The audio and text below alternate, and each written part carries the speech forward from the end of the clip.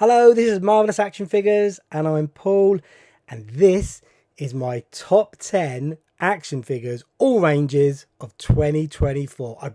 Just to say straight in now, just put the 10 up there so you can see what they are. While I'm rambling at the start here, you can have a look at them and see what you think. And while you're doing that, you can actually think, tell you what, I love this dude's collection of figures. So what I'm going to do is I'm going to like and subscribe. And if you are already, then you're just the best. And if you'd like to, then you're going to be the best as well. So you can also follow me on Instagram. I'm at Marvelous Action Figures _ and you can see all these figures in loads of articulated comic book action already. You can see them over there in the ACBA, articulated comic book art. Toy photography, call it what you want. I love playing and posing with these figures. These are my top 10 from all ranges this year. While I've been talking about these, what you'll probably see scrolling across the screen is some of my other contenders as well. Some other figures that could have made the list. And it's been a great year. 2024 has been an exceptional year for action figures, I think, in my opinion. And there's loads I haven't got on here, and there's loads I would have had. And I know already that I would have loved to have had the amazing Yamaguchi from Revoltech Batman Arkham Knight. I've had it on pre-order forever. I think it's dropped in every part of the world apart from the UK. So that is also one of my caveats and my feedback behind this 10. So this is my 10. My top 10 only. Just my personal opinion. You'll have yours as well, and that's the whole point of this. And you can let me know yours in the comments below. So this is my favorite personal 10, but they're the 10 that have dropped here in the UK where I am. So all of these 10 have come in this year.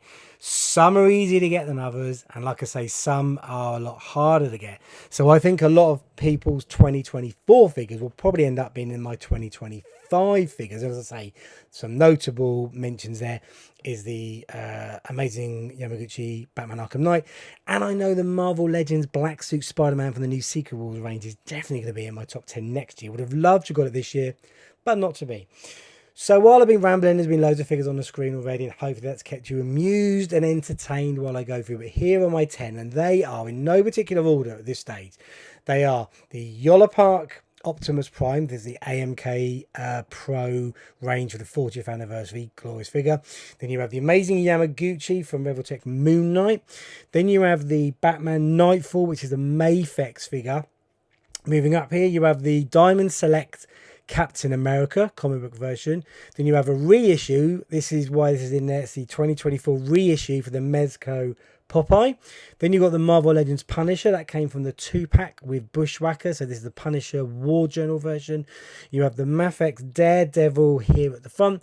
Then you have another Mafex in Bane there, and then you have another Mafex, very Mafex heavy this year, Batman from the Justice League, which is the latest issue, the Zack Snyder Justice League number 222, which just recently dropped. And then you have the Mezco Silver Centurion Iron Man figure, which is again my most recent figure out of all these to arrive as well. So very, very late, and that's been on pre-order for about 2 years. That's how long it's been taking to get these things in the UK. So there we go. That's my 10. What I'll do now, to keep a bit of suspense, we'll move these bad boys off the screen, and then I'll drop them in one at a time, and we'll start with number 10. Okay, coming in at number 10, top of the charts, well, in reverse order, it is the Mezco Silver Centurion Iron Man. This was a late in the day entry. As I say, it's been on pre-order for a long time. It's glorious. It's full of die cast. It's actually edged out the Mezco Doom, which I thought Dr. Doom was going to be, well, was in my top 10 at the midway point of the year. You can check that video out on the channel still. But this one has now ousted that, and it's absolutely glorious. Beautiful piece of, I say plastic, it's die cast. This would have been a lot higher. It's so much higher if this face, this head sculpt, had been more comic accurate. And by more comic accurate, I mean these earpieces on the side, the ear band around it would have been chunkier. And that's the only thing that's let it down. Obviously, they've reused the previous Iron Man, which makes perfect sense. And then they've obviously molded on the Silver Centurion parts. But it's absolutely beautiful. A stunning, stunning figure. It articulates fantastically well. It's got a bucket ton of accessories with it, which you'd obviously expect from Mezco. And there's so many different repulsor blasts and chest beams and beautiful Tony Stark headpiece. It is sensational. So it looks an absolute dream. If that had that slightly different, more comic accurate head sculpt, it would have totally come in a lot higher on the chart. But it's a beautiful figure nonetheless. So pleased with it. This is my number 10. So what is at number 9?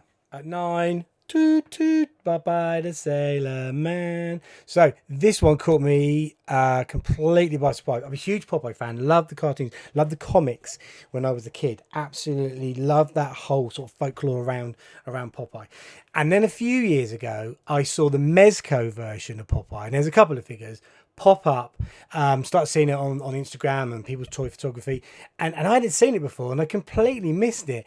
And it's weird. It's creepy, but not creepy. It's such a great representation of being a non sort of cartoony version of a cartoon character, comic book character.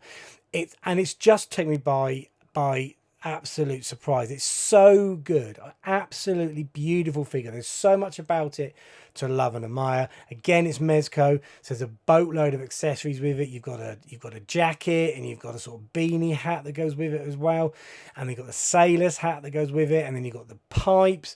It's brilliant. It's sort of I always sort of find myself doing sort of very melancholy, very sort of drained color scheme pictures with this character, because it just lends itself to that sort of era and that sort of oldie worldy, shanty town type setup. It's just fantastic. I love it so much. Obviously soft goods are brilliant. It's just a really clever figure, moves really well, and it just completely blew me away this year. So I mean, I could have had it higher at one point if it wasn't for the great figures that are ahead of it. So yeah, the Mezco Popeye, beautiful figure.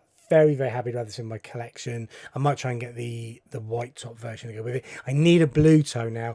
It's about £1 million on the secondary market, so it's never happening. But if they reissue blue toe, I am there to go with this dude.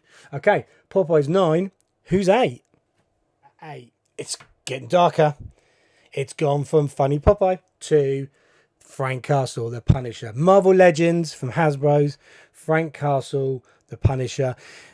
Now I've got a Marvel Legends top 10 out on my YouTube channel. I won't spoil anything for that in terms of that 10. This figure does figure in that 10, as you can imagine. So it's just fantastic. My first actual Punisher figure, and it's beautiful. The face sculpt, incredible. There's a second head sculpt as well, which is all battle cry, maniacal battle cry, brilliant. Bucket loads of accessories. You can obviously get your Joes, weapons, Valaverse weapons out with it as well. For an all black paint sculpt figure, the application on the skull is phenomenal as well, and the detail on the face is sensational. So really blew me away. It was in a 2-pack with Bushwhacker, which I've currently got set up in a fight in another scene somewhere else, so I'm not taking him out of that and show him here. But again, beautiful figure. A top tier Marvel Legends. Hasbro done a fantastic job this year. You can go and check that top 10 video out on my channel as well. But this is a beautiful figure, and this is number 8 on my list. 7. Keeping it dark. Keeping it Batman dark. This is a great figure. This again caught me by surprise. I didn't pick the original up. This is the Zack Snyder Justice League version. This is the Mafex figure. This is, and I can just hear Jay Hernandez in my head and I go, Medicom Mafex. This is number 222. Recently dropped here in the UK. So I picked this up when it was in stock. I didn't pre-order this, picked it up in stock. Again, I saw some other fantastic toy photographers putting out some of their toy photography on it, and it's exceptional. The detailing, fantastic. Head sculpt, excellent. There's a Bruce Wayne head sculpt with Batfleck and an angry fighting one as well. Loads of accessories, again, as you'd expect from Mafex. Beautiful figure. Wired cape, obviously, as you want with this Batman figure as well. And it works sensationally well. So I've been buying a whole load of goons just so I can recreate that warehouse scene from BVS. Wasn't the biggest fan of the movies, but I love this suit and it comes out absolutely perfectly. So as a figure, sensational. Batman is my jam. This is not the only Batman in this 10 or Batman themed figure, and this is a beautiful entry into it as well. So yeah, a very solid 7 for the Mafex Justice League Batman. Okay, we've hit number 6, so let's not stand on ceremony, Mr. Wayne. So this is not Bane from the movie. This is a comic book Bane from the Nightfall series. Brilliant. Absolutely brilliant. Could not wait to get this. If you're going to have Batman Mafex, you need to have villains to fight him. And this Bane is an incredible figure. It's a real chunky, solid piece of plastic. But all the things you need. Toe articulation, extra hands, a second head. It's got accessories galore with it. It poses and moves like a dream. And it can hold a pose as well. So you can get it up one leg running pose, balancing. It does absolutely everything. It's a sensational bit of plastic. It looks glorious. It's got all of these. The paint application, look at that chest paint application in on the muscles on the abs there and across the pecs. Absolutely glorious figure. Could have been higher if it obviously weren't for the quality of the ones above it, and in fact it is better actually than a couple of the figures that are above it. However, there are obviously some sort of nostalgia, other reasons behind them, which is why it's my top 10 and not the top 10, and why it's not the best top 10, it's my favorite top 10. Those are the reasons why. So yeah, glorious figure, beautiful skull. Mafex pulled out of the bag with this bad boy. So this Bane comes in at a very solid 6. Okay, we are about to hit the top 5. Okay, coming in at 5, this is a nostalgia trip. However, this is a glorious figure as well. It really is. This is the Yolpark AMK Pro. Let's just get the camera out a bit. There we go. Optimus Prime. This is for the Transformers 40th. This is a kit build. So you make it. It comes on these parts. You never know. It's so simple to put together. It's chunky, die cast. It articulates unbelievably well. It's amazing. You know, your double elbows on it. It's just incredible for diecast, for a model kit as well. Absolutely exceptional. It's the definitive Optimus Prime look for me. It's absolutely classic. It's the toys and the comics that I grew up on. It doesn't transform because that's not what the Yolpark and Hasbro licensed figures do, but it's stunning, absolutely stunning. I love everything about it. I say the Bane figure is maybe a slightly better figure. However, this is incredible. I've also got the Yolpark Megs and the Yolpark Starscream as well, and they are two exceptional figures as well. But this is the daddy of those figures. Prime is one of them, is like in my top 5 characters ever from sort of pop culture and comic books and sci-fi nerdery. So it's an easy entry with this figure going in. It's a beautiful figure. Prime is the prime figure in terms of the Yolpark Transformers. He is my number 5. Okay, number 4. Now, this figure was a lot higher in my mid-year chart. You can see that video on my channel now. In fact, it was number 1. It's the Diamond Select Captain America. I still absolutely love this figure. I mean, as a piece to look at, stunning. The definitive Cap version. Now I know the Mafex cap that's dropped recently, it's got a lot of love as well, and rightly so, because it looks phenomenal. My only gripe with that one is that it seemed that it had too many red, white and blue on it for me on the Mafex one, and this is the perfect amount. However, this is obviously 7-inch, so it doesn't work well with the 1/12 scale figures, which is a bit of a shame. And the articulation on a Diamond Select is not the greatest. I mean, it does work well. There is no ab crunch, obviously. You've got torso swivel, and you can move down from the chest. There's brilliant double elbows, double knees there, and it's got a bucket load of accessories, some amazing accessories that go with it, with a Steve Rogers head and a war shield from the original Cap. With the original Cap, you can turn into original Cap costume as well, which is phenomenal. So it's got everything you want with it. They say the shield is exceptional, the straps that it goes onto is perfect. This just leaps out of a comic book page. It's glorious.